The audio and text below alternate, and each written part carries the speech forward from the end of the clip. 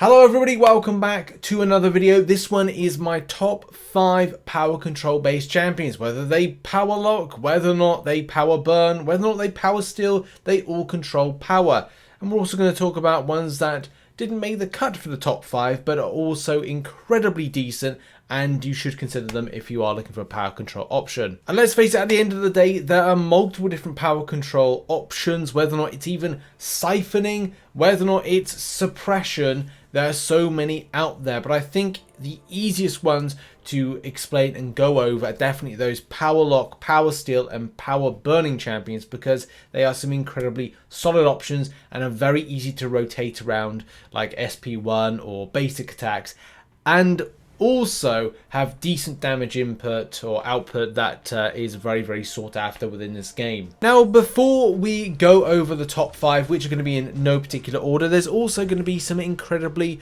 honourable mentions. One of those honourable mentions has got to be Black Widow Clairvoyant. If you switch into the Poison Curse mode, you're able to, with the SP2, steal a large amount of damage. Not a super amount, but still enough to like take it within and underneath certain bars. So that can be like some really cool options for you. Warlock as well with our SP2 does a power lock, which is incredibly sufficient to help out, and as well as an SP1. Unfortunately, damage output wise doesn't really help, but if you've got that Horseman of Apocalypse synergy, then you can really help out.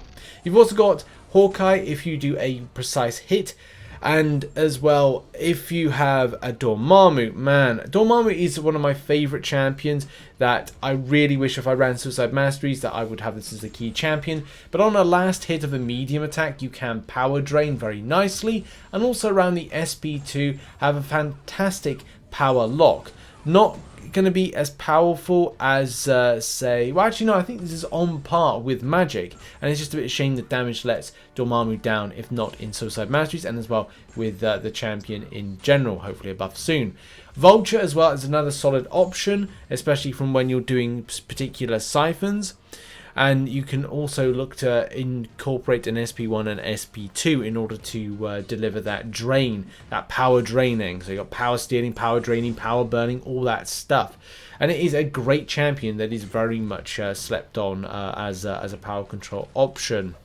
But there's also others, don't you know? A heavy attack from a Spider-Man Stark Enhanced will do a nice little power drain, very handy. An SP2 from the delightful Ebony Maw, who has this fantastic kind of nod to his Avengers Endgame, and actually no, is it Infinity War? Either way, look at all that power that's just gone. Hit through the block with a Hulkbuster for a very nice power burn and power log.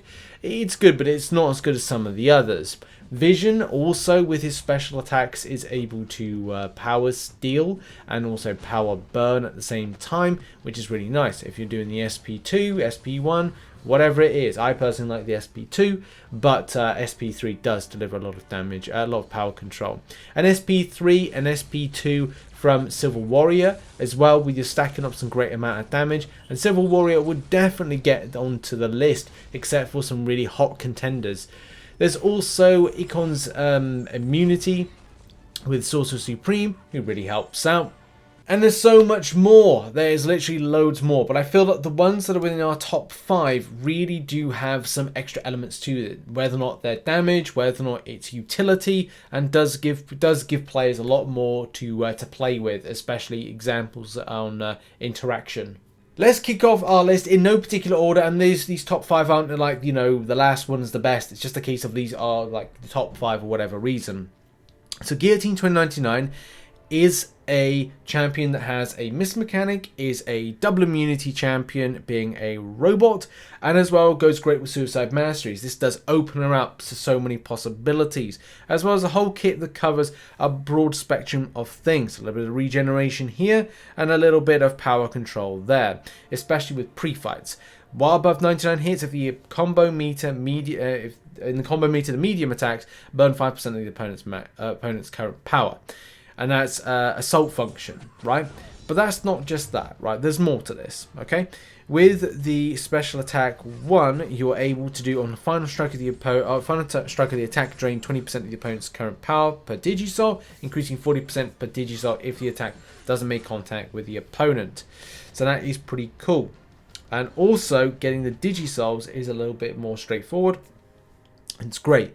So you do have some options of build, but I would say it's up to you how you play it, what you kit yourself up with your pre-fights, and it is just like a solidly fun champion. I remember when this was launched back in, and I think it was like, was it 2019? It was on offer. I think it was like it was just crazy.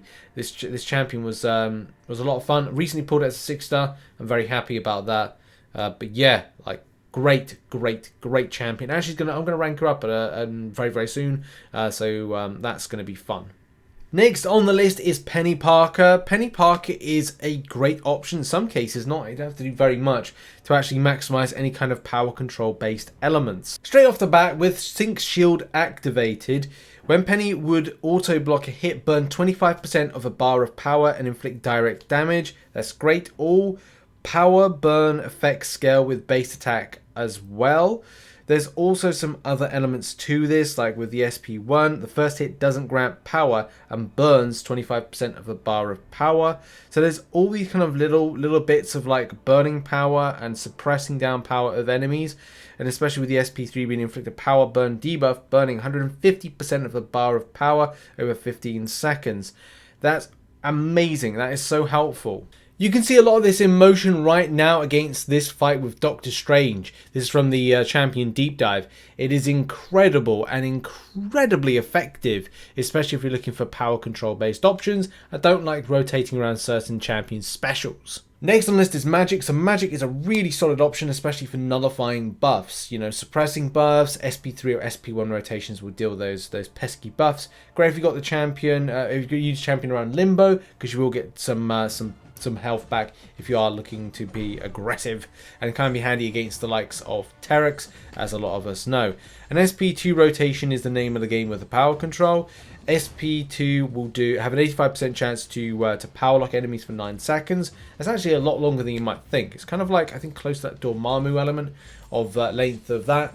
But the great thing about this is power stealing. It means that you can at least find yourself rotating around. As soon as those 9 seconds go off, you can then apply another SP2, and that's great because you're able to then keep up the power lock, keep up the power suppressed, and have a good old time in the process. Warlock is the next champion on the list, and he is a great option. And a lot of these champions are tech champions and mystic champions, but they seem to do the business. Warlock has so many things on offer. He is a quadruple immunity champion, which is an amazing start. The power control element to this champion comes in many different shapes and forms. If you're blocking, and as well, if the hit was a non-contact basic attack, the opponent instantly drains 10% of their current power. I mean, that's helpful in any case. I'm not really inclined to go down that route unless there is like a non-contact type champion, which I think there's many out there. I mean, I think Professor X off the top of my head is one of those, but there are many like that. However, though, you know, we do have the fact of the SP1 and SP3. So on the SP1, the last hit shots the opponent dealing energy damage, but the first hit removes all infections to passively drain 25% of the opponent's max power over 5.5 seconds for each infection removed. Now that's the thing, you're going to have to put up and keep up the virus and make those infections, so taking those yellows to making reds, and then it's a case that can really kind of like see its worth. So it does mean you're gonna have to play a little bit more aggressively to do that, and your options are either to throw the SP1 or build the process for the SP3, which the SP3 is inflict a passive power burn on the opponent, draining 100% of their current power over 5.5 seconds and dealing damage proportionate to the amount lost. So that is also another kind of element. You may want to SP3 rotate, but I would also say that it's up to you. It also depends on suicide masteries, which normally have recoil associated with them, so you might be more inclined to rotate around the SP3, and as well, you know, deal with getting that health back, which is a regenerate in any case. So it could be a case you throw some SP2s, SP1s with suicide masteries, and you're looking to then gain back some health. Champion also does bleed, which can be helpful, especially in certain options, and I've had some great fun utilizing the champion in different areas. So yeah, there's a lot going on for this champion, and especially the way that the infections work against certain champions' abilities. So yeah, Great option. Great. And of course, I can't end the list without talking about Doctor Doom. This is one of my pride of joys, which I very fortunately got from doing the Grandmaster Gauntlet after I finished that, and then very quickly after, I think, out of a basic. So I got very, very lucky with this. But in any case, Doctor Doom, what can I say about this when it comes to power control? And I think this all goes on to his Aura of Hazareth, or Hazareth, however it's properly pronounced.